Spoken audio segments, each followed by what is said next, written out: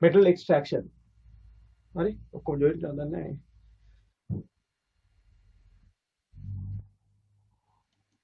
හරි ලියා ගන්න ලෝහ නිස්සාරණය metal extraction.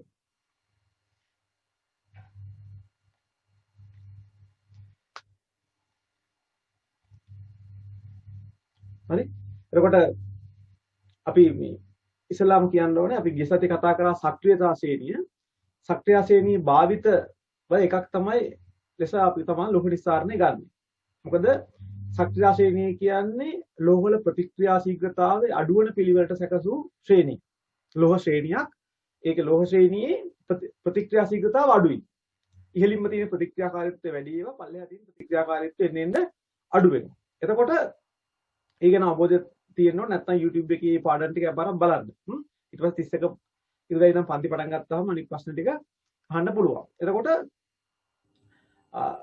සක්‍රිය ශ්‍රේණිය භාවිත පොඩක් මතක් කරොත් සක්‍රිය ශ්‍රේණියේ ඉහළින්ම තියෙන සක්‍රිය ලෝහ පහළින් තියෙන්නේ සක්‍රියතාවෙන් එන්නේ අඩු වෙච්ච ලෝහ. ඒක නිසා යම්කිසි ලෝහයක් ගබඩා කරන්නේ කොහොමද කියලා දැනගන්න සක්‍රිය ශ්‍රේණිය වැදගත්. එතකොට ඉහළින් මේවා ගබඩා කරන්නේ අපි කියව භූමි තෙල් ඒවා තුල.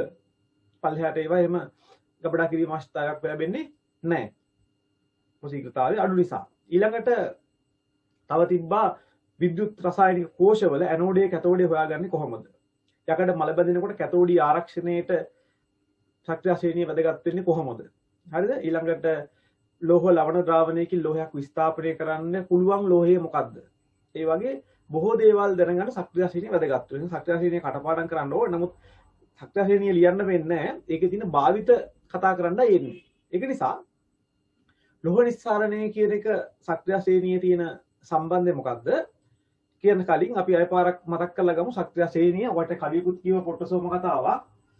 මතක ඇති පොට්ට සෝම කැලේ මැදින් ඇවිදගෙන සිහිනෙන් යන විට ටිකිරි ඊයේ හවස කිය හයිඩ්‍රජන් හවස තවම මහා රිදී ප්ලැටිනම් ගෝල්ඩ් එකේ කවි ලියන එකක් ලියපු හරිද එතකොට මේදී මම කියවා potassium sodium calcium magnesium aluminium zinc යකඩ ටින් ලෙඩ් හේවත් ඊයම් හයිඩ්‍රජන් කොපර් මර්කරි හේවත් රසදිය රිදී ප්ලැටිනම් ගෝල්ඩ් හේවත් රත්තරන් එතකොට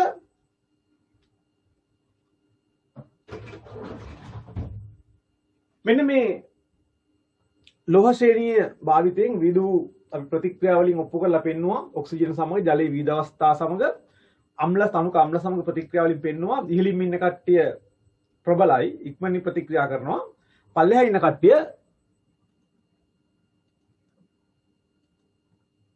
වේගය අඩු කරනවා එතකොට ලෝහ නිස්සාරණය කියන්නේ මොකක්ද කතාව දැන් දන්නවනේ ලෝහ ආවර්ත වගේ මුළු 110න් 180ක් විතර ලෝහ තියෙනවා මේ කියන ලෝහ පොළවේ හෝ මුහුදේ හෝ කොහේ හරි තැනක ඒ විදිහටම හැම ලෝහයක්ම නෑ ගන්න. කෑ පොළව හරපු ගමන් යකඩ මතුවෙන්නේ නෑ. ඔය කට්ටිය කඩේ තැන් තැන් වල යකඩ තිබ්බට ඒ යකඩ ආවේ එකපාරට පොළව හරලා යකඩයක් කරන්නේ නෙමෙයි. මොකද බොහොමයක් ඒවා විවිධ ද්‍රව්‍ය සමග ප්‍රතික්‍රියා කරලා. හරිද? විවිධ ද්‍රව්‍ය සමග ප්‍රතික්‍රියා කළා ඊටමත් අනාදිමත් කාලයක ඒවා තියෙන්නේ සංයෝග විදිහට. විවිධ සංයෝග ලෙස තියෙන්නේ. ඉතින් මේ සංයෝග වලින් ලෝහ වෙන් කර ගැනීම ලෝහ නිස්සාරණය ලෙස හඳුන්වනවා. ඒ සමහර ඒවා තියෙනවා ලෝහ විදියටම ඉන්නවා. එතකොට ඒවා සුද්ධ පවිත්‍ර කරලා තමයි ගන්න ඕනේ. හරි? ඒවා සුද්ධ පවිත්‍ර කරලා ගන්න ඕනේ. ඒක නිසා මෙන්න මේ කතාව ඉතා කෙටියෙන් කතා කරලා ඊට පස්සේ PowerPoint presentation එකක් ඇසුරෙන් practical සමග වායු ගැන කතා කරනවා. ඒක නිසා කට්ටුනෙන් පස්සේ මේකෙම ජොයින්ට් වෙන්න පුළුවන්. අපි දෙපාරක් තුලදී අපි පාඩම ඉවර කරගන්න බලමු. හරි එහෙනම් සක්‍රිය ශ්‍රේණිය භාවිත වල කතාව ලෝහ නිස්සාරණය. ඒතර ලෝහ නිස්සාරණයේදී ඔය කට්ටිය විස්තරතු ඉගෙන ගන්නේ 10 පන්තියේදී යකඩ නිස්සාරණය 11 පන්තියේදී සෝඩියම් නිස්සාරණය කතා කරනවා විද්‍යුත් රසායනික කෝෂ නැත්නම් විද්‍යුත් විච්ඡේදනය යටතේ. විද්‍යුත් විච්ඡේදනයේ භාවිතයක් යටතේ සෝඩියම් නිස්සාරණය අපි කතා කරා YouTube එකේ බලන්න පුළුවන් ඩවුන්ස් කෝෂය තුලදී. ඒක නිසා අද අපි කතා කරන්නේ ප්‍රධානම යකඩ නිස්සාරණය තමයි. ඒකේ ප්‍රතික්‍රියා ටික තමයි විභාගෙදී අහන්නේ. හරි? එහෙනම් යන මාතෘකාව ලෝහ නිස්සාරණය. එක කලින් කියපු කතාවම ලියන්න යන්නේ එක දැනට සොයාගෙන ඇති මූලද්‍රව්‍ය අතුරෙන් දැනට සොයාගෙන ඇති මූලද්‍රව්‍ය අතුරෙන්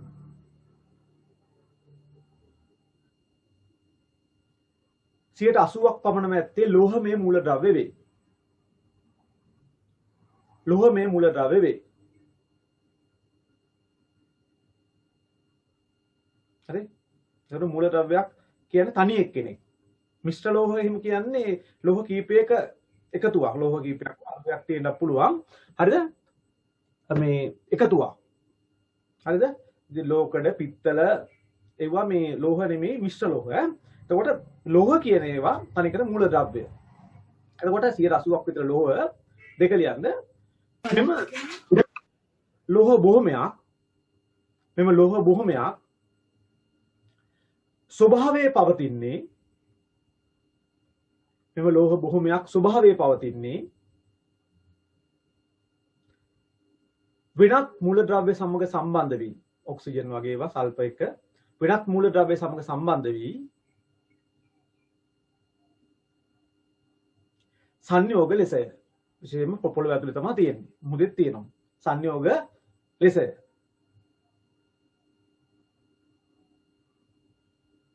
බොහොමයක් ඔක්කොම නෙමෙයි ඈ. උදාහරණ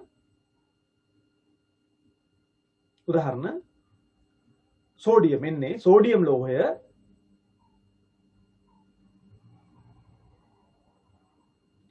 සෝඩියම් ක්ලෝරයිඩ් ලෙස ලුණු ලෙස NaCl සෝඩියම් ක්ලෝරයිඩ් ලෙස ඒක උදාහරණයක්. සෝඩියම් ලෝහය සෝඩියම් ක්ලෝරයිඩ් ලෙස. ඊළඟ යකඩ Fe යකඩ ලෝහය හීමටයිට් ලෙස තව වෙනත් ඒවා ලෙසත් ඉන්නවා ඈ. හීමටයිට් ලෙස. සූත්‍රයේ Fe2O3 Fe2O3 තමයි හීමටයිට්. තව ලිමොනයිට් සිඩරයිට් කියලා තවත් යකඩ සමග සංයෝග තියෙනවා. නමුත් ප්‍රධානම තියෙන්නේ මේක. ඒතර මූලද්‍රව්‍ය වලින් බහුතරයක් අපි කියවා ලෝහ කියලා. හරිද? යකඩ ඇලුමිනියම් රිදී මේ තියෙන ඔක්කොම ලෝහ මේකේ හයිඩ්‍රජන් හැර. හරිද? එතකොට මේ ලෝහ ස්වභාවයේ තියෙන ලෝහ තනි මූලද්‍රව්‍යයක් ලෙස නොවේ. ඒක තියෙන්නේ කොහොමද? කවුරු හරි එක්ක බෙදලා සංයෝගයක් ලෙස. එතකොට මෙන්න මේ ලෝහ සංයෝග වලින් ලෝහ වෙන් කර ගැනීමට කියනවා ලෝහ දිස්සාරණය metal extraction. as extraction tooth extraction කියන දත් ගලවනවා දත අටින් වෙන් කර ගන්නවා extraction අන්න ඒක නිසා metal extraction කියන්නේ ලෝහ නිස්සාරණය. හරි? එතකොට ලියන්න ඊළඟ නම්බරේ මෙසේ සංයෝග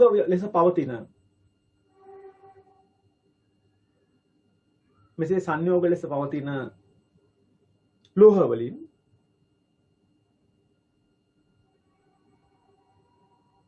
ලෝහ සංයෝග වලින් ලෝහ වෙන් කර ගැනීම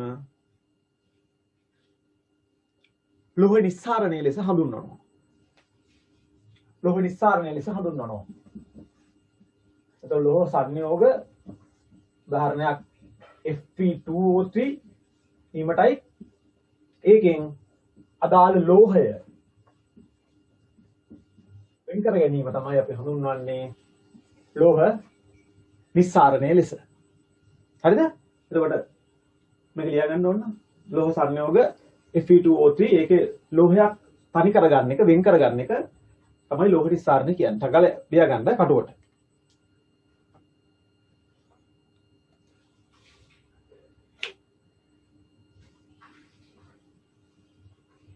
ලෝහ නිස්සාරණය. තාක්ෂණයේ මොන හරි දෝෂ තියෙන්න ඇති මගේ හරගෙන මම කරන්න ඕන. මොකද ටගලකට කෝල් එකක් දෙන්න ඔක්කර ප්‍රශ්නයක් තියෙනවා නේ. කෝල් එක දුන්න හොයාගන්න පුළුවන්.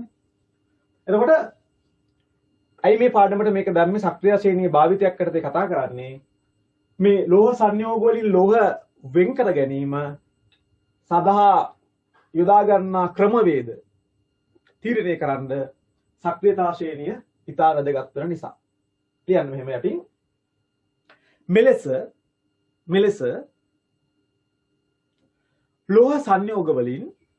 ලෝහ සංයෝග වලින් ලෝහ වෙන් කර ගැනීම සඳහා, ඒ කියන්නේ නිස්සාරණය. ලෝහ වෙන් කර ගැනීම සඳහා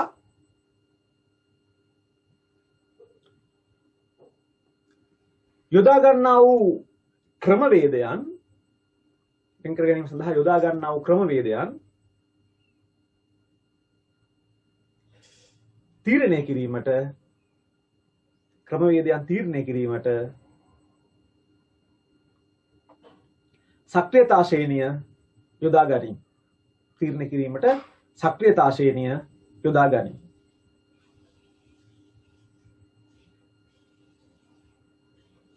හරි? එතකොට ආසන්නව සමහර ඒවාට පොඩ්ඩක් වෙනස් වෙන්න පුළුවන්. සක්‍රියතා ශ්‍රේණිය කොහොමද යොදාගන්නේ? සක්‍රිය ශ්‍රේණිය මම කිව්වා ඉහළින් ඉන්නේ සක්‍රියතාවයෙන් නෙවෙයි ඉතා ප්‍රතික්‍රියාකාරී ලෝහ තදින් බැඳිලා ඉන්නේ. ඒක නිසා ඒවා වෙන් කරගන්නේ අපි කතා කරපු ආසන්න මෙන්න මේ ටික ගමුකෝ. Potassium, sodium, calcium, magnesium, aluminium වගේ ඒවා වෙන් කරගන්නේ ඒකේ විලීන සංයෝගය. විලීන සංයෝගය කියන්නේ ඒ සංයෝගය රත් කරලා ද්‍රව කරලා ඒක විද්‍යුත් විච්ඡේදනය කරන්න ඕන. හරිද? එතකොට ඒක කරන්නේ මොකද්ද? කෙටියෙන් ලියුවොත් විද්‍යුත් විච්ඡේදනය. තදින් බැලලා ඉන්නෙන්ද? මේ හරිය කට්ටිය ඒ තරම්ම තදින් බැඳිලා නැහැ.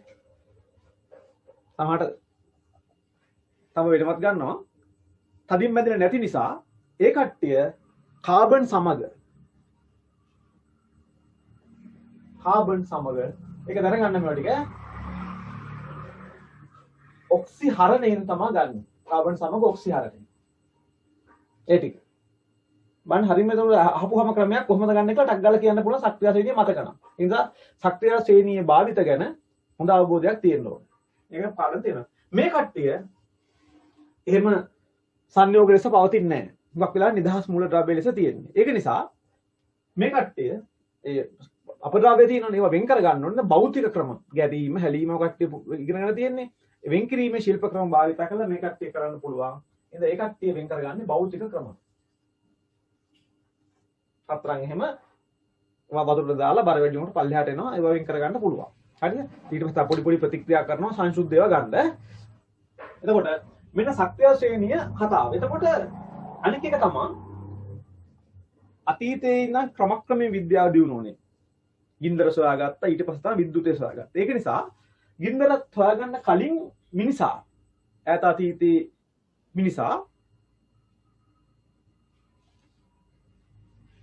මේ රත්රන් වගේ ලෝහ භාවිතා කළා. සමහරකට මුවකට ගහන්නත් නැත්තේ රත්රන් කැලලකින් එන්න පුළුවන්. ඇයි? ඒවා ස්වභාවිකවම තිබ්බා. පොඩි පොඩි අපරාධ තියෙන්නේ නැති. ඒක නිසා සක්‍රිය ශ්‍රේණියේ අනිත් පැත්ත මේක මේ සක්‍රිය ශ්‍රේණියේ හින්දා නෙමෙයි. පල්ලෙහා ඉඳන් තමයි අතවස්තුම ලෝහ මිනිසා භාවිතා කරේ. ඉස්ලාම මෙව්වා ඊට පස්සේ මෙව්වා අන්තිමට තමයි මෙව්වා. මොකද ගින්දර හොයාගත්තන් පස්සේ තමයි මේක වැඩේ. මේක හරියන්නේ ගියේ. ඔකට දන්නවනේ අතීතයේ ගින්දර හොයාගත්ත යුගවල තිබ්බනේ. එඬේර යුග එහෙම කියලා. ඒක නිසා මෙන්න මේ කොටස ගත්තාම ඊට පස්සේ වාගත්තේ ගින්දරෙන් පස්සේ.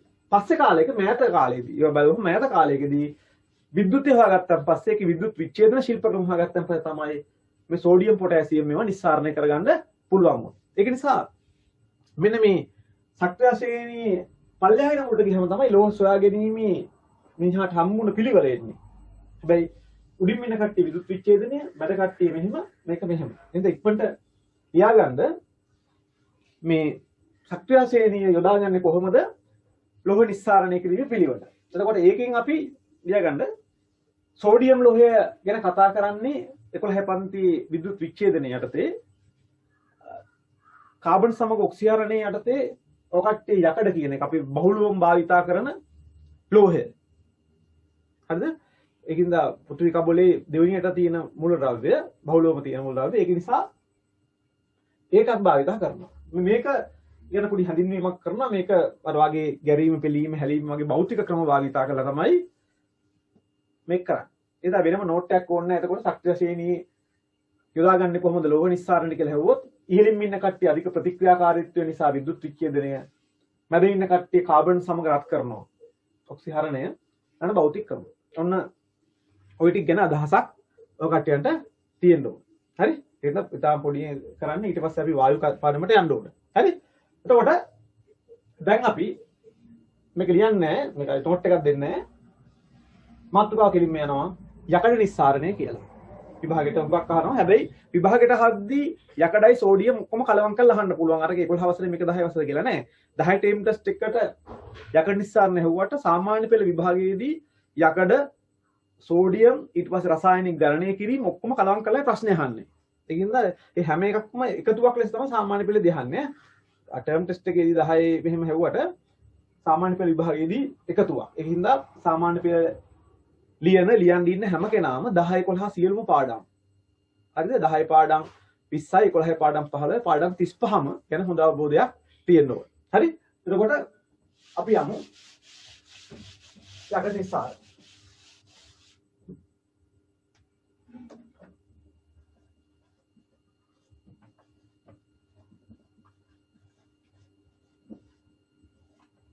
හරි. එතකොට යකඩ තමයි අතීතේ නම් මිනිහා බහුලව භාවිතා කරේ. ඒකින්ද හේතුව උනේ යකඩ නිදි ඕන තරම් තියෙනවා. ලංකාවෙත් භාවිතා කරා ඉස්සර. ඔකට්ටිය සීගිරි කෞතුකාගාරයට ගියොත් භාවිතා කරපු යකඩ නිස්සාරණය කරපු ක්‍රමවිදි තියෙනවා බලා ගන්න. ඒක නිසා අතීතයේ ලංකාවේ ඕන තරම් යපස් භාවිතා කරා. උදාහරණයක් ගම්පා ප්‍රදේශයේ මල් වාණය කියලා කියන්නේ යකඩ වලින් වාණය හදපු කර්මාන්තශාලාවක් පිහිටපු තැන. ඒ වගේ අතීත ලංකාවේ ඕන තරම් තිබ්බා. නමුත් දැන් වර්තමානයේ යම් ගැටලු නිසා ලංකාවේ බොහෝ දේවල් ඒවා නැති වෙලා පිටරටින් ගෙන තත්ත්වයටපත් වෙලා. අද පිටරවල විශාල වශයෙන් යකඩ කර්මාන්තශාලා ඉන්දියාපුවා තියෙනවා. හරිද? ඒක නිසා ලංකාවෙත් ඕන තරම් නිදි තියෙනවා. දැන් ළඟදී ඔය රත්තරන් නිදියක්. ලංකාවේ විශාල රත්තරන් නිදියක් දැන් හම්බෙලා තියෙනවා. නමුත් ඒවා ලංකාව භාවිතා කරන්න දන්නේ නැහැ. එක්ක ඒවා පිටරට විකුණනවා. දැන් ඔය කෑල්ලක් තියෙනවා කියන්නේ අර මේ ඇමරිකාවට විකුණන කෑල්ලේ. මැද පටියක් දෙන්න යනවනේ. ඒක නිසා අන්නේ වගේ ලංකාවේ ස්වභාවික සම්පත් හොඳට තියෙනවා. හරිද? පොහොර හදන ෆොස්ෆේට් නිදි එප්පාවල තියෙනවා. හරිද? මුන්රාගල පැත්තේ ලොකු යකඩ නිදියක් තිබ්බා. රත්තරන් නිදිය හුව වෙනවා. ඊළඟට ත්‍රිකුණාමලේ පැත්තේ කණිජ තෙල් නිදිය හුව වෙනවා. ඉතින් රට හොඳයි. වැඩේ තියෙන්නේ මේ අනික් කට්ටිය තමයි ප්‍රශ්නේ තියෙන්නේ. ඒ වෙන කතා කරන්න බෑ. දැන් හින්දා අපි යනවා යකඩ නිස්සාරණය. එතකොට අතීත ලංකාවෙත් මේක කරා කියලා ඇත්ත වශයෙන්ම මේ ගින්දර මේකට අවශ්‍ය වෙනවා.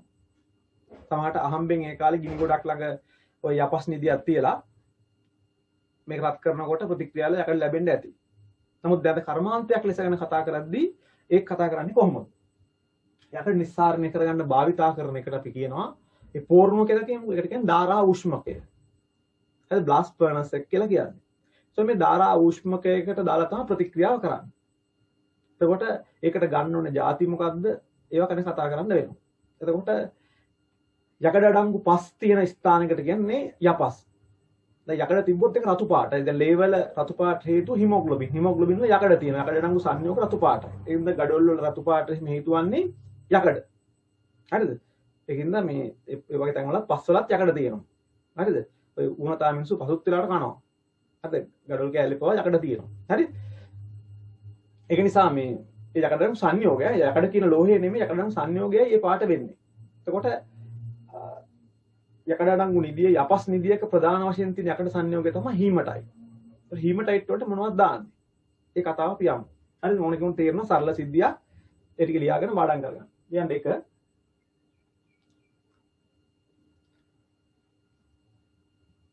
යකඩ අඩංගු යකඩ සංයෝග අඩංගු කියන්නේ යකඩ සංයෝග අඩංගු නිදියකට යකඩ සංයෝග අඩංගු නිදියකට යපස් නිදියක් යයි කියනවා. යපස් යකඩ අඩංගු පස් යපස් නිදියක් යයි කියනවා.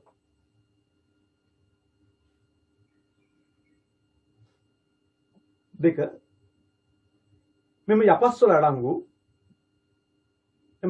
අඩංගු ප්‍රධාන යකඩ අඩංගු සංයෝගය තව ඒවා තියෙනවා. ප්‍රධාන යකඩ අඩංගු සංයෝගය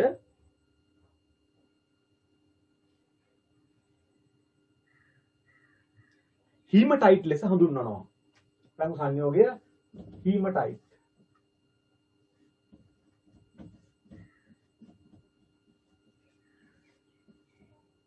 හීමටයිට් ලෙස හඳුන්වනවා. ඊළඟ නම්බරේ මෙම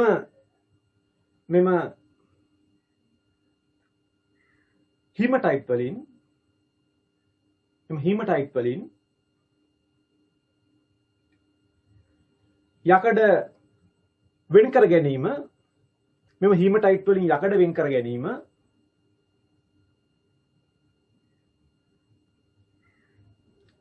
යකඩ නිස්සාරණය ලෙස හඳුන්වනවා. යකඩ වෙන් කර ගැනීම යකඩ නිස්සාරණය ලෙස හඳුන්වනවා.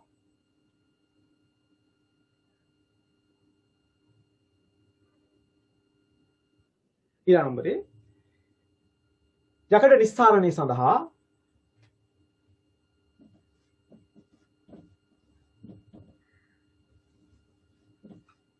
යකඩ නිස්සාරණය සඳහා ධාරා ඌෂ්මකය නම් යකඩ නිස්සාරණය සඳහා ධාරා ඌෂ්මකය නම්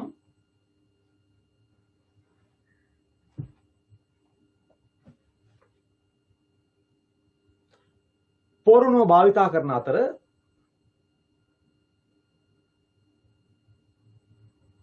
ධාරා ඌෂ්මකය නම් පෝරණුව භාවිතා කරන අතර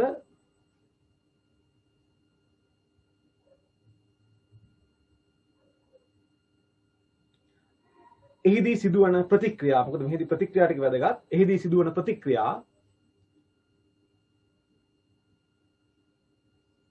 පහත පරිදි වේ. එහිදී සිදුවන ප්‍රතික්‍රියා පහත පරිදි වේ.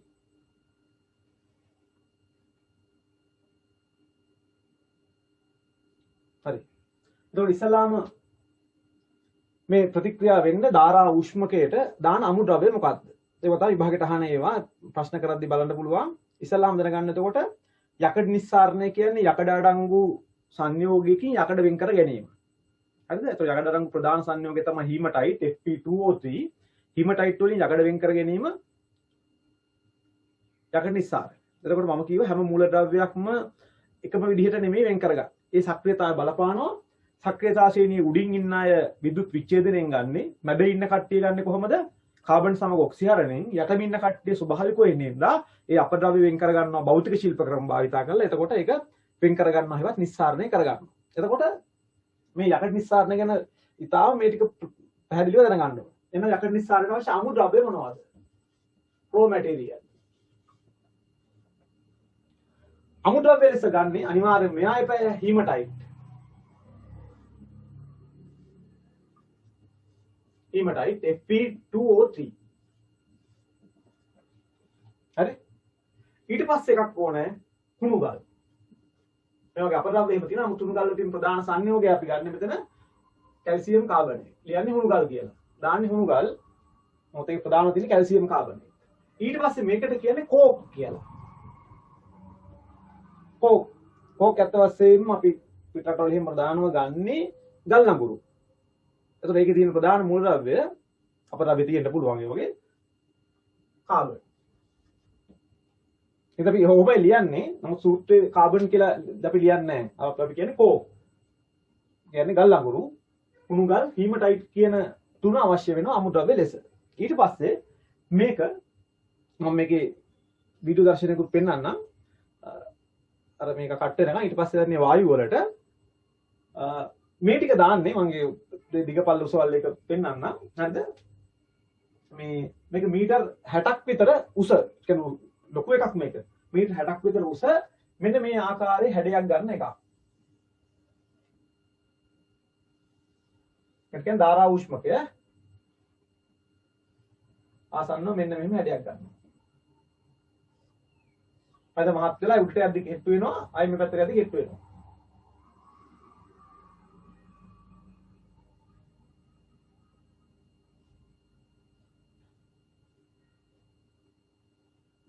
මේක අධික තාපයක් සෙල්සියස් 2000ක් විතර තාපයක් තියෙන මේක හොඳ විශේෂ වූ ගඩොල් වලින් තමයි මේක හදලා තියෙන බිත්තිය. එම්ජක් ගණකම් බිත්තියක් තියෙන වට වරොත් දෙන්න. මොකද අධික තාපයක් මේකුත් වෙනවා. ලංකාවේ ඒ කාලේ මේ සුද්ධ වෙන්නත් කලින් මේ අතීත මිනිස්සු භාවිතා කරා මේවා කඩු හදන්න ඒවා කරන්න භාවිතා කරපු යකඩ දුර්ගම රජුගොත් මේක භාවිතා කරලා තියෙනවා. හරිද? කොත්මලේ ඉන්න කාලේ මේ කඩු හදන්න එහෙම ඇවිල්ලා තියෙනවා කඩු ගන්නාව කියන මේ කඩු ගන්නනේ කටු ගස්තොට.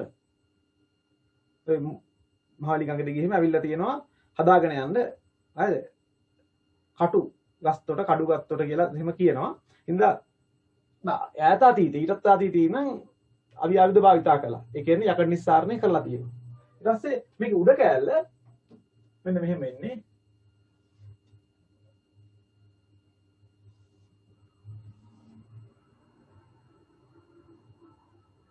මෙහෙම දිමලා ලාවට.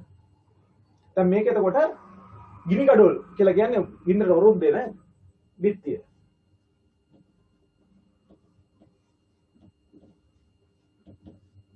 මේක ඉක්මනට රූපය අනගන්නේ කටුවටක් ගාලා.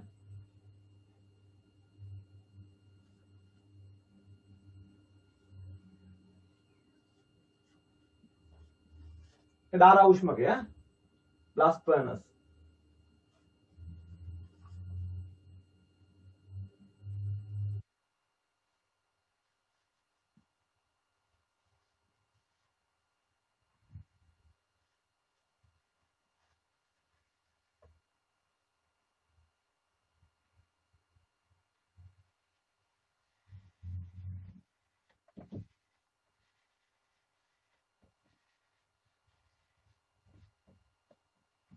එතකොට මෙන්න මේ කින ටික දාන්නේ මෙතනින්. ඒ විවිධ අනුපාත වලට දානවා ඊට පස්සේ මේ කට්ටේ හරි විවිධ අනුපාත වලට මේක දානවා. ඒ පිට වෙන අපවායු යන්නේ මේකෙන් මේ දෙකෙන් ඈ. හරි එතකොට මේ වගේ චිත්‍රයක් ගැන අදහසක් තියෙන්න ඕනේ විභාගෙට. මේ අමුද්‍රව්‍ය දාන්නේ මෙතනින් උඩින් දාන්නේ යටින් මුනුසුම් වාතයේ ගින්දර වගේ කුලම් සමග ගින්දර එවන්නේ මේක. හරි. අවිනාඩියකින් කට් වුණාම අය මේ වෙන්නේ ඊට පස්සේ වායු කතාවයි ඒ ටික යන්න ඕනේ.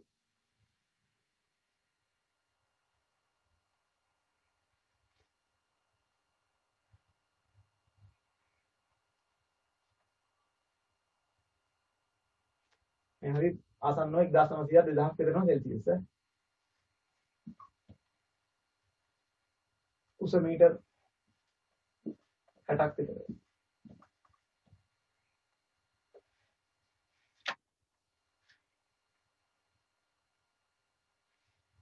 හරි. යපස් කියලා දාන්නේ ඒකේ තියෙන හැබැයි හිමටයි. හරි. එතකොට ගිනි කඩොල් බිත්තිය මේ කුඩින් දාන ඒවා අමුද්‍රව්‍ය දානවා හීමටයි කුණුගල් කෝල්. මෙහෙන් එවනවා දෙපැත්තෙන්ම එවනවා දෙපැත්තෙන් නෙමෙයි මේ මෙහෙම දික්කරක් ඇද්දට මේක වටේට එවනවා. ගොඩක් තියෙන නල ඒ වගේ උණුසුම් වායුව එවනවා. ඒ කාර්ය කරලා තියෙන්නේ ගිනි ගොඩවල් ගහලා ඒ ගිනි ගොඩවල් වලට හුලං වෙන තැනකින් හුලං එක්ක තමයි ලංකාවේ භාවිතා කරලා තියෙන්නේ. හුලං කපුළු තියෙන තැන් වලින් මේ වැඩේ කරලා තියෙන්නේ. ඒක උණුසුම් වාතය මෙහාට එවනවා. දැන් එතකොට වෙන්නේ මොකද්ද? මම හිතන්නේ මේ බලමු ලියන්න සත්‍ය මේකයි. දැන් උණුසුම් වාතය මෙහින් එවනවා. එතකොට ඒ තරම්ම ප්‍රශ්නයක් නැහැ මේකේ. හරිද? 2000ට මෙන්නේ නැහැ. උණුසුම් වාතය එවනකොට මෙහෙන් දානකොට ඒ වගේ විසලම දාන්නේ අතසේ කෝක් ගල් ලඟුරු. ගල් ලඟුරු රස්නෙට ගිනි ගන්නවා. දහනය වෙනවා. එතකොට ඒකිනුත් තාපයක් නිපද වෙනවා. එතකොට ඒ තාපයත් එක්ක මේ ගින්දරත් එක්ක මෙහින් එන ඔක්සිජන් වාතයත් එක්ක කාබන් ප්‍රතික්‍රියා කරනවා. කාබන් ප්‍රතික්‍රියා කරපුවාම කාබන් ඔක්සිජන් සමග සාදනවා අර රස්නෙට කාබන් ඩයොක්සයිඩ්. කාබන් ඩයොක්සයිඩ් සාදනවා. හැබැයි තවත් ඕන තරම් තියෙනවා කාබන්. ගල් ලඟුරු තව තියෙනවා. රත් තුන ගල් ලඟුරු අය පාරක් මේ කාබන් ඩයොක්සයිඩ් එක්ක ප්‍රතික්‍රියා කරනවා. එතකොට මේ කාබන්ට ඔක්සිජන් දෙන්නෙක් ඉන්නවා මෙයාට නෑනේ. ඒකින්ද මේ ඔක්සිජන් එකක් ඉල්ල ගන්නවා. ඉල්ල ගත්තාම CO බවට පත් වෙනවා.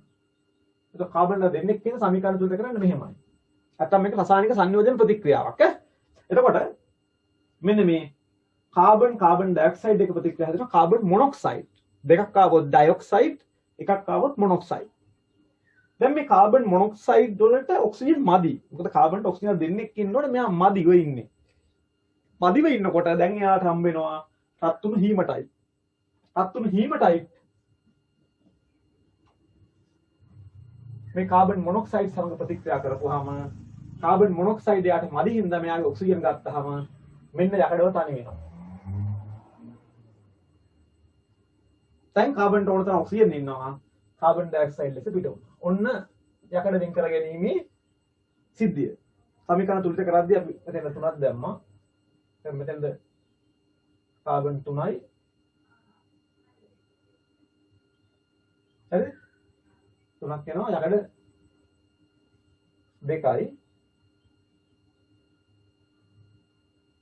3යි 6ක් වෙනවා. එතකොට 3 2 6යි. සමීකරණ තුලිතයිනේ.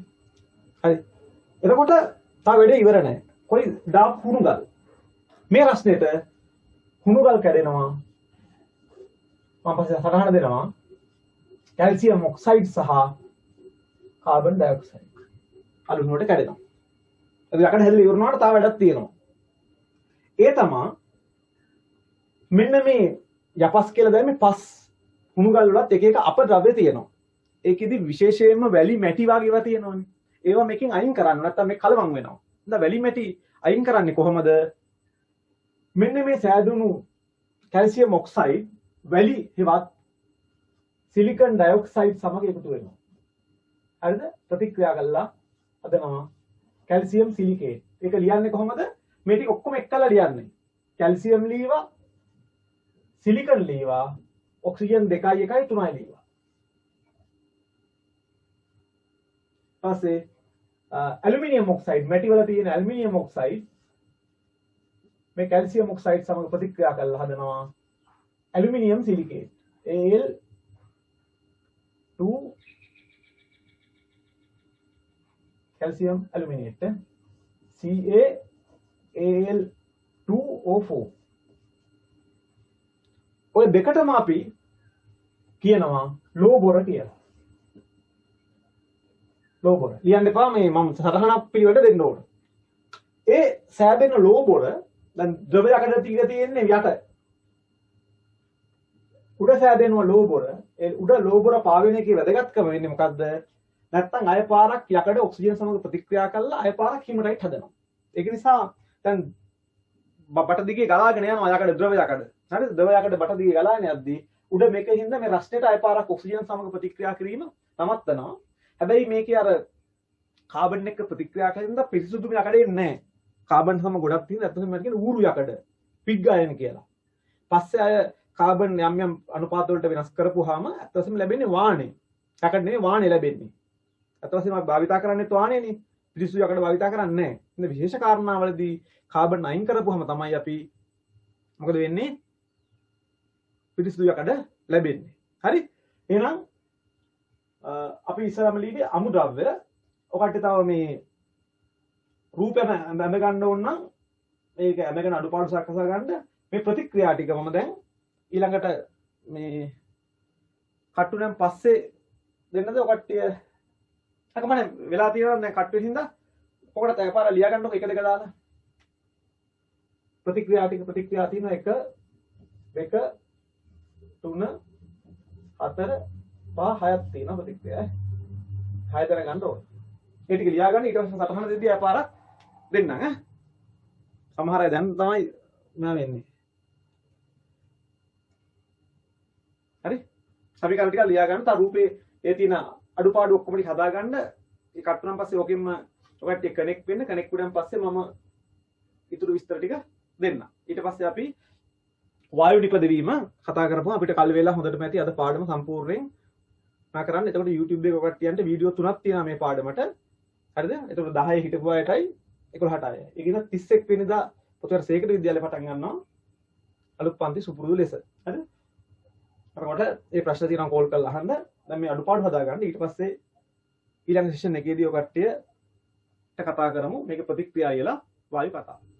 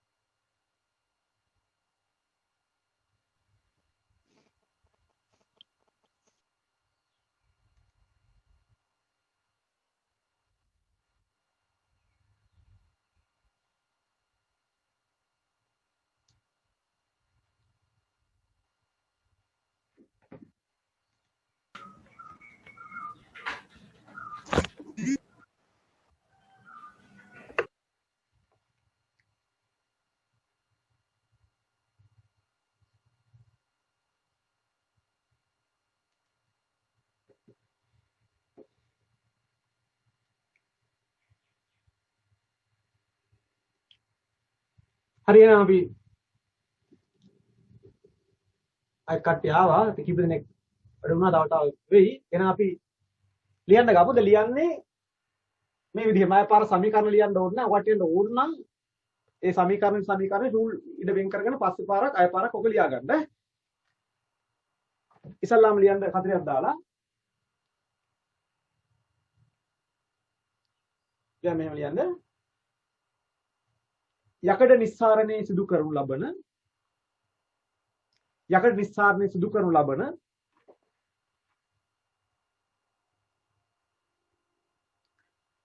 ධාරා ඌෂ්මකයේ නම් පෝරුණු වේ. යකඩ නිස්සාරණයේ සිදු කරනු ලබන ධාරා ඌෂ්මකයේ නම් පෝරුණු වේ. දාන තා ඔක්කොම බලාගෙන විභාගයට හිස්තන් දීලා අහනවා මම කොතෙන්ද දාන්නේ මොකද්ද මේ කියලා. හොඳ අවබෝධයක් තියෙන රූපය ගැන. ධාරා ඌෂ්මකයේ නම් පෝරුණු වේ. ඉහලින් ඒවා කේන්ද්‍ර කියන්නේ මම වීඩියෝ එක පෙන්නන්න ඈ. ඉහලින්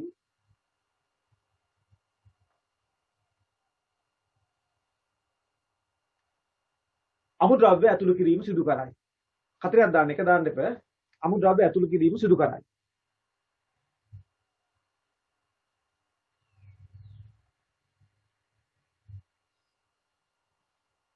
ඊළඟ කතරේ හරි ඔලිකිය දෙකින් හරි. දැන් අමුද්‍රව්‍ය උඩින් දැම්ම. ඊට පස්සේ මේ ලොකු ගින්දරක් ගහලා හුලං එක තමයි මේක එවන්නේ. ගින්දරක් ගහලා හුලං එක තමයි මේක එවන්නේ. හරි? දැන් එතකොට ධාරා ඌෂ්මකයේ උඩින් තමයි හීමටයිට් දැම්මේ. දැන් අර පල්ලෙහෙන් එන උණුසුම් වාතය අලුච්ඡේද කිලියන්න ඒ සමගම ධාරා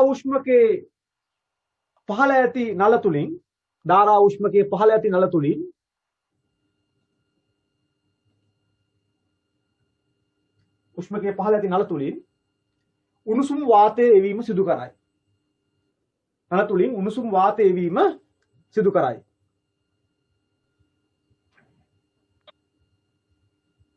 උණුසුම් වාතය මෙහින් එවනවා.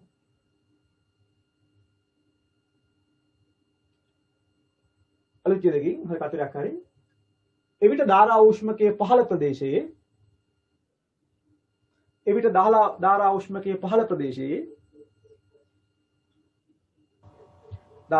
පහළ ප්‍රදේශයේ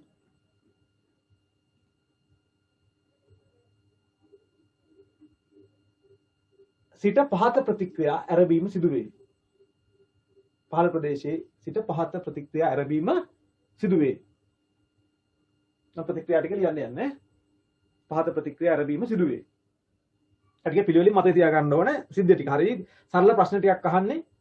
යකඩ නිස්සාරණය කරගන්න කොහොමද කරන්නේ? කාබන් සමග ඔක්සියරණය කිරීමෙන්. අමුද්‍රව්‍ය මොකද්ද? යපස් වල තියෙන හීමටයිට්, හුණුගල්, කෝක්. ඔය තුන ගන්න. හරිද? ගන්න උපකරණය මොකද්ද? ධාරා ඌෂ්මකය. ඒතර ඒක සිදුවන ප්‍රතික්‍රියා මොකද්ද? ආසන්නව මෙහිදී උෂ්ණත්වය කොහොමද? පල්ලෙහායි නම් ටික ටික උෂ්ණත්වය වෙනස් වෙන්නේ කොහොමද? ඒව ටික. හරි? එතකොට දැන් මෙතනින් අර කතාව යන්නේ. එතකොට දැන් ආපු කෝක් හෙවත් මේ ගල් අඟුරු රත් වෙනවා. රත් වෙච්චාම ප්‍රතික්‍රියා කරනවා. ඒ වගේම අධික රසණයක් එනවා ගල් අඟුරු දහණයේදී. නැත්නම් ගල් අඟුරු දහණය වෙන්නේ. එතකොට තමයි මේ ප්‍රතික්‍රියාවේ ප්‍රතිඵලයක් ලෙස කාබන් ඩයොක්සයිඩ් එන්නේ. පහත ප්‍රතික්‍රියාව සිදු වෙයි. අංක 1 ලියන්න. දැන් තමයි අංක 1 දාන්න රවුම් කරලා 1 රවුම්. මෙහිදී කෝක් වරහන් තුල C කාබන්. මෙහිදී කෝක් අධික රත් වෙලා තියෙන්නේ. මෙහිදී කෝක් O2 සමග ප්‍රතික්‍රියා වී මෙහිදී කෝක් O2 සමග ප්‍රතික්‍රියා වී C ආදායි. ඔය අංක 1 1 කලින් ලියව හින්දා ඕනෙන්නේ නැහැ. ඕන්න තර උලක් කරලා පස්සේ ඉර තියාගන්න. කෝක් ඔක්සිජන් සමග ප්‍රතික්‍රියා වී CO2 නැත්නම් කාබන් ඩයොක්සයිඩ් වායුව සාදයි. ඔන්න ඒක. හැබැයි තා ඕන තරම් කෝක් තියෙනවා. ගල් අඟුරු තියෙනවා. එතකොට තත්තුමෙක් කියන දැන් ඔක්සිජන් ඉවර වෙගෙන ඉඳලා කාබන් ඩයොක්සයිඩ් එක්ක ප්‍රතික්‍රියා කරනවා. දැන් ඔක්සිජන් ගොඩක් නැහැ මේක ඇතුලේ. ඔක්සිජන් ප්‍රතික්‍රියා කරලා ඉවරයි. අංක 2 මෙම සෑදුණු CO2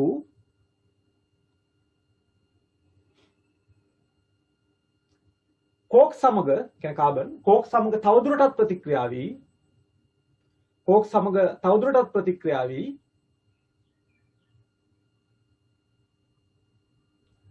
CO බවට පත් වේ.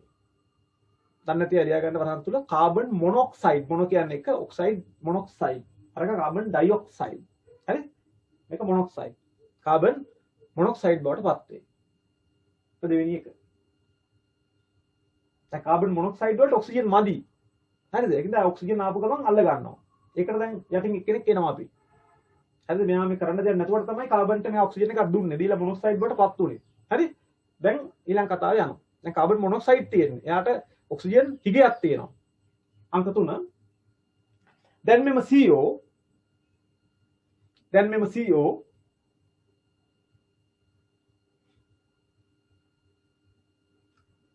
Fp2O3 hematite කියලා කියන්නේ Fp2O3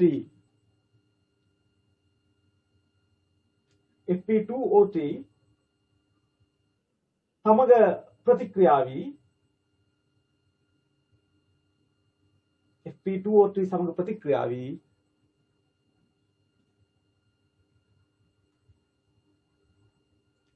යකඩ ලෝහය ලබා දෙයි. අතට ද්‍රවයක් එන්නේ ලෝහ දිය වශයෙන් එන්නේ යකඩ දිය වලින් එන්නේ අය අර ගිනි කඳු වලින් එනවා වගේ යකඩ බවට පත් වේ ගිනි කඳුත් ඇවිල්ලා තැම්පත් වෙලා සීතල වෙලා තමයි අන්තිමට ඒවා හැදෙන්නේ පාෂාණ හැදෙන්නේ ඒ ගිනි කන්නේ හැදෙන පාෂාණ තමයි ආග්නේය පාෂාණ කියන්නේ හරිද ඒ වගේ පාෂාණ හැදෙනවා තමයි මේක වෙන්නේ යකඩ බවට පත් ඒ සමීකරණ පැහැදිලිව දැන් කාබන් ඩයොක්සයිඩ් තියෙනවා අය පාරක් ඒ කාබන් ඩයොක්සයිඩ් කාබන් සමග ප්‍රතික්‍රියා වෙලා මේවා වෙනවා ඉවර වෙන්නේ නැහැ අය මේ කාබන් ඩයොක්සයිඩ් මේ කාබන් එක අයත් කාබන් මොනොක්සයිඩ් හදනවා. කියන්නේ දිගටම ප්‍රතික්‍රියා මාලාවක් මේක වෙනවා ඕන තරම් ඒ බොක් තියෙනකම් වෙනවා. දැන් ඊට පස්සේ තව අපි දෙකක් දැම්මා හීමටයිට් කෝක් වලට අමතර හුණු ගල්. මේ රස්ටේට පොදු වෙන්නේ හුණු ගල්. සෙල්සියස් අංශක 1000ක් විතර වුණ හුණු ගල් පිච්චෙන්න හුණු පෝරුවේ වගේ මේක වෙනවා. ඊට පස්සේ අංක ලියන්න අංක 4. මේට ඇතුල් කළ හුණු ගල්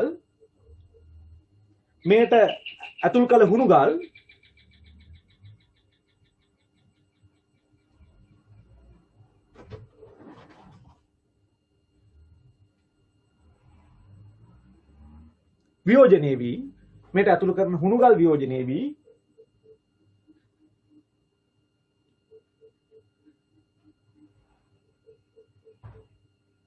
CaO කැල්සියම් ඔක්සයිඩ් හුණුවලු කියලා කියන්නත් පුළුවන් කැල්සියම් ඔක්සයිඩ් සෑදීම සිදුවේ ඒ කැල්සියම් ඔක්සයිඩ් බවට පත් වීම සිදුවේ එතකොට කාබන් ඩයොක්සයිඩ් පිට වෙනවා ඒ කාබන් ඩයොක්සයිඩ් උත් අය පාරක් කෝක් එක්ක මෙව වෙලා ඒවා වෙනවා සිද්ධිය අපි මේ කියන්නේ නැද්ද කියන්නේ නැති වුණාට ඒ කාබන් ඩයොක්සයිඩ් ඩයට් එකට ප්‍රයෝජනයට ගන්නවා ඒකත් හරි වාසියක්.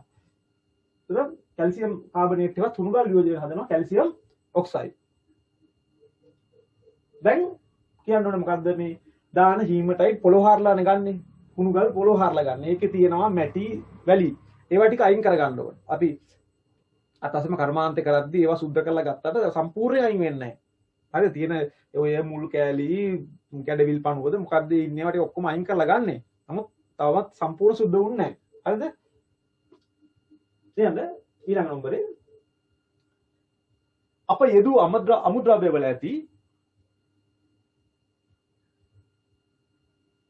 අප යෙදූ අමුද්‍රව්‍ය වල ඇති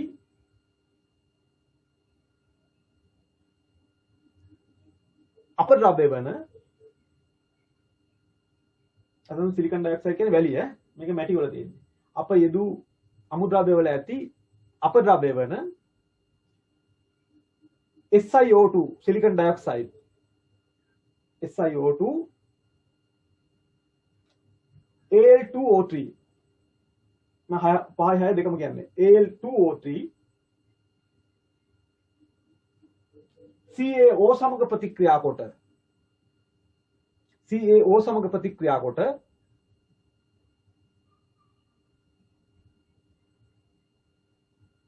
ලෝබොර සෑදීම සිදු කරයි. ලෝබොර කියන්නේ මේ දෙකටම මම විවිධ වැඩවලට ගන්නවා. ලෝබොර සෑදීම සිදු කරයි. ඒතකොට ලෝබොර කියන්නේ සිලිකන් ඩයොක්සයිඩ් කැල්සියම් ඔක්සයිඩ් සමග calcium silicate aluminium oxide calcium oxide සමග කැල්සියම් ඇලුමිනියම් සිලිකේට් කියන දෙකේම එකතුව තමයි වෙන්නේ ලෝබොර. ඔන්න සමීකරණ 6 විස්තර කරා කරේ 5යි එක විදිය ලියවේ. දැන් මේක අවසාන කොටසට යනවා. මම රත්තරන් කතාවෙම කීවා භෞතික ක්‍රමයෙන් ගන්නවා. තවත් අච්චුපොත් වලින් බලා ගන්නත් පුළුවන්. දැන් මේ සෑදුණු ද්‍රව යකඩ මේක තියෙනවා. ඒක ටැප් එක කරලා මෙහෙන් ගන්නවා. යවනවා. හැබැයි ඒක සම්පූර්ණ පිරිසුදු යකඩ නෙමෙයි. කාබන් සමග මිශ්‍ර වෙලා වැඩිපුර තියෙනදයි මම කිව්වේ ඌරු යකඩ පිග් අයන්. තවත් යක් අඩු කරපුවම වානේ එනවා. විවිධ වානේ වර්ග හදා ගන්නවා. පිරිසුදු කරගත්තොත් තමයි යකඩ එන්නේ. ඒවට වෙන ප්‍රතික්‍රියා තියෙනවා. හරිද? දැන් ලෝහ බර ඇති වෙයි. ලියන්න. මේදී සෑදුණු ද්‍රව යකඩ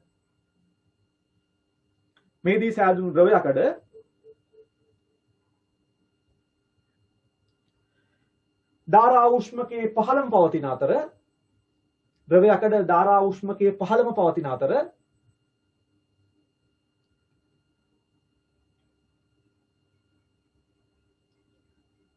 ලෝහ බොර ඒ මත පාවීම සිදුවේ. ලෝහ බොර ඒ මත පාවීම සිදුවේ.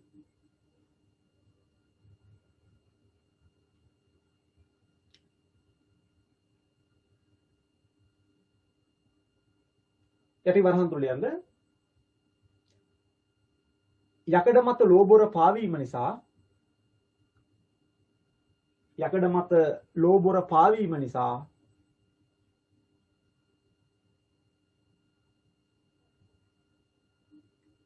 යකඩ නැවත ඔක්සිකරණය වීම නැත්නම් අය පාරක් සංයෝගය වෙනවා. පාවීම නිසා යකඩ නැවත ඔක්සිකරණය වීම වලකි. හරි? මම පිට තීරෙන්න ඇති. එතකොට පස්සේ YouTube දානකොට පොඩි වෙනස්කම් කරලා අපි දානවා තව කැලි එකතු කරලා. එතකොට විභාගයේදී වැදගත් වෙන්නේ මොකද්ද? යකඩ නිස්සාරණයට ගන්න අමුද්‍රව්‍ය මොකද්ද කියලා හෙව්වොත් හීමටයිට් Fe2O3 හුණුගල් කැල්සියම් කාබනේට් කෝ කල්ලඟුල් වල තියෙන කාබන්. මොකක් තුළද සිදුවෙන්නේ ප්‍රතික්‍රියාව? ධාරා උෂ්මකය තුළ. මේක ඔරොත්තු දෙන්න අධික උෂ්ණත්වයක් ඉඳලා ගිනි ගඩොල් කියන විශේෂ ඒවායින් හදලා තියෙනවා. මේ සැකස්ම රූප ගැන අවබෝධයක් තියෙන්න ඕනේ. උණුසුම් වාතය තාපය දෙන්නේ මෙහෙන් හතර පැත්තකින් විතර එනවා. උඩට දානවා. උඩින් අමුද්‍රව්‍ය දානවා. හරිද? ඒතර මේ ප්‍රතික්‍රියාව වෙනවා. එතකොට මේ සෑදෙන සමහර කාබන් ඩයොක්සයිඩ් එහෙම ඒවා පිට වෙන්න ඕනේ. අපවායු පිට වෙන්නේ මේවායින් ඈ මේ දෙපැත්තෙන්. මේක දික්කටක් තියෙන්නේ. හරි? තව ඉතින් මේ වටේටම තියෙනවා මෙහෙම. අපවායු පිට වෙන්නේ. එතකොට මේ ප්‍රතික්‍රියාවෙන් පස්සේ සෑදෙන ද්‍රව යකඩ යටම තියෙනවා. උඩ ලෝහ බර පාවෙනවා. ඒ දෙක ඇරලා ගන්න පුළුවන්.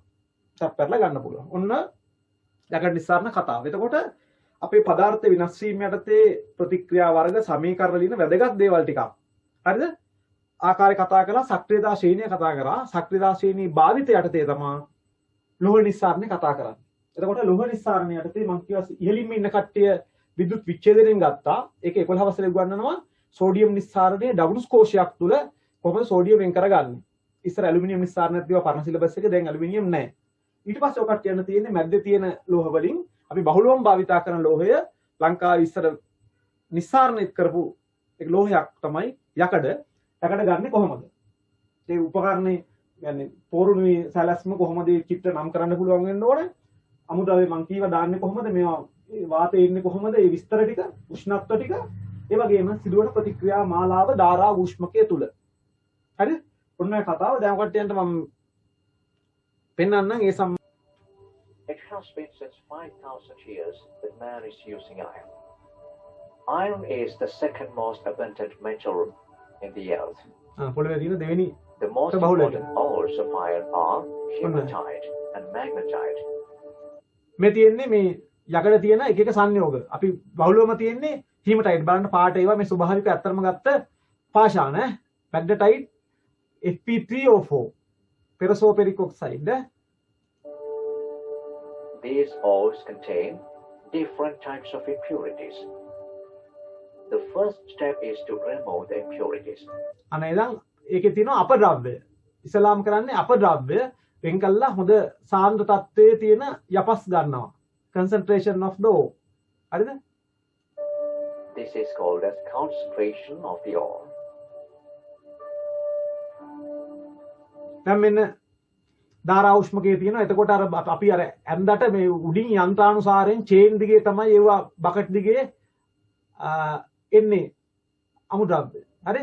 ඊට පස්සේ මේ විශේෂ ක්‍රමයෙන් තමයි ඒ හුලම් ෆෑන් එකක් කරකවලා අර ඔය කට්ටිය කියන්නේ මයින්හම කියලා ගැරේජ් වල තියෙන කම්මල් වල තියෙන අන්නේ මයින්හම ආකාරයෙන් තමයි මේ මෙහාට එන්නේ. එතකොට බලන්න මේ එන්න මේ තමෝ කාබන් දහනය වෙලා අධික තාපයක් එන උඩට යන උෂ්ණත්වය අඩු වෙනවා. මේ අපවායු පිට වෙන නලෙත් තියෙන ඊළඟට මේ ඔකට බලා ගන්න පුළුවන් මෙතන තියෙන ගිනි ගඩොල්. අධික තාපයට වරොත් දෙන ගිනි ගඩොල් ටික බලා ගන්න පුළුවන්. එතකොට විශාල කර්මාන්තශාලා මේවා. පොට්ටුටි යන විශාල කර්මාන්තශාලා ඒවා එතකොට විශාල යන්ත්‍ර වලින් තමයි මේ චේන් දිගේ ඒ වගේ දිගේ මේවා වෙන්නේ ඈ. කිට්ටු වෙන්න මිනිස්සුන්ට. The iron ore is converted to අර iron. අවිල්ලා වැටෙනවා අමුද්‍රව්‍ය. blast furnace. අර blast furnace තමයි ධාරා උෂ්මකයට කියන්නේ. This is made of steel in which the inner side is covered using bricks. Bridge ගඩොල් වගේක් තියෙනවා වරොත් දෙන. The mixture of concentrated ore, coke and limestone are added from the top into the blast furnace. අන්න ඒ ටික දානවා අමුද්‍රව්‍ය ටික. Coke, හීමටයිට් ඒවා ටික. A powerful current of hot air is blown from the bottom side. අන්න යට ඉඳන් තමා අද අධික ගින්නරක් සහිත වාතය වන්නේ. උණුසුම් වාතය. Simultaneously. During the flow of hot air from bottom to top, coke combines with oxygen in the air to අන්න ඉස්සලාම කාබන් ඔක්සිජන් සමග මේක අපි ගන්නන්නේ වෙන විදිහකට අපි කාබන් ඩයොක්සයිඩ් ඇදලා වෙනම ගන්නන්නේ මේක පිටරටේ කට්ටියගේ වීඩියෝ වල තියෙන වෙන විදිහකට අපේ විභාගයට බලාපොරොත්තු වෙන්නේ අර ඕඩර් එක form carbon monoxide. 2C on reaction with O2 forms 2CO.